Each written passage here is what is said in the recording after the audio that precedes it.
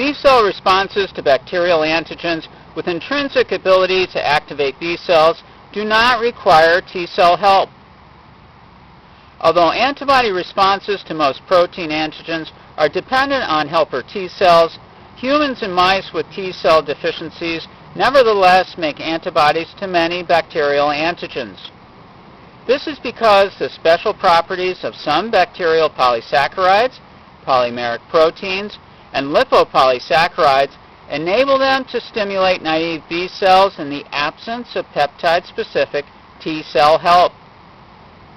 These antigens are known as thymus-independent antigens, TI antigens, because they stimulate strong antibody responses in athymic individuals.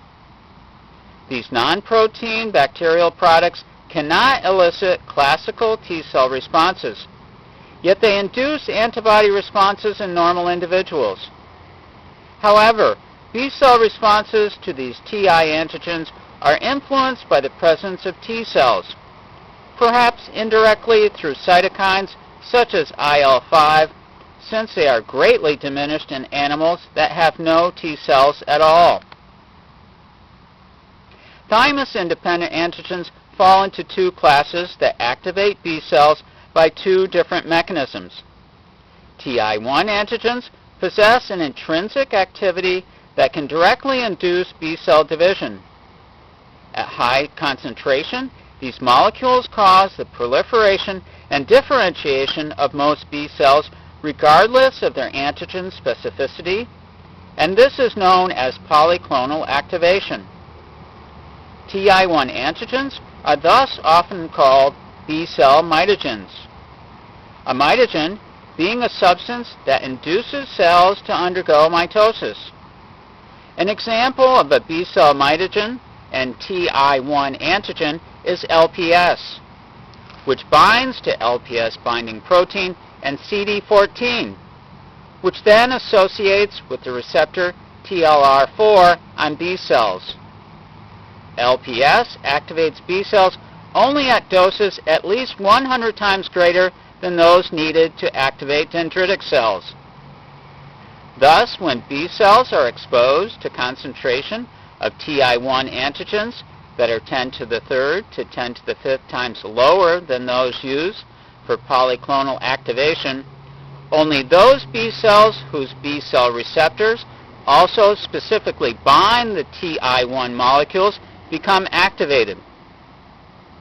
At these low antigen concentrations, sufficient amounts of Ti1 for B cell activation can only be concentrated on the B cell surface with the aid of the specific binding. In the presence of large amounts of Ti1 antigen, this concentrating effect is not required, and all B cells can be stimulated.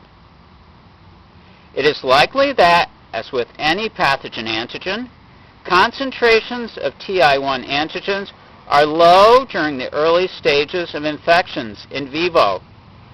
Thus, only antigen-specific B cells are likely to be activated, and these will produce antibodies specific for the Ti1 antigen. Such responses have an important role in defense against several extracellular pathogens, as they arise earlier than thymus-dependent responses, since they do not require prior priming and clonal expansion of helper T cells.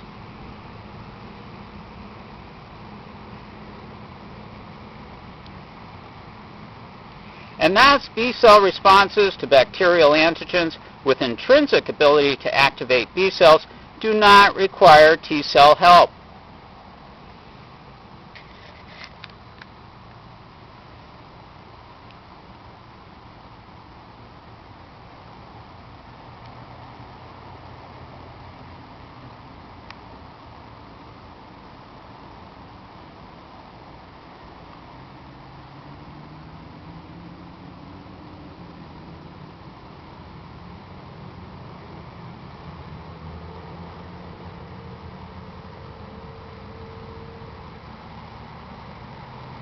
Have a great day.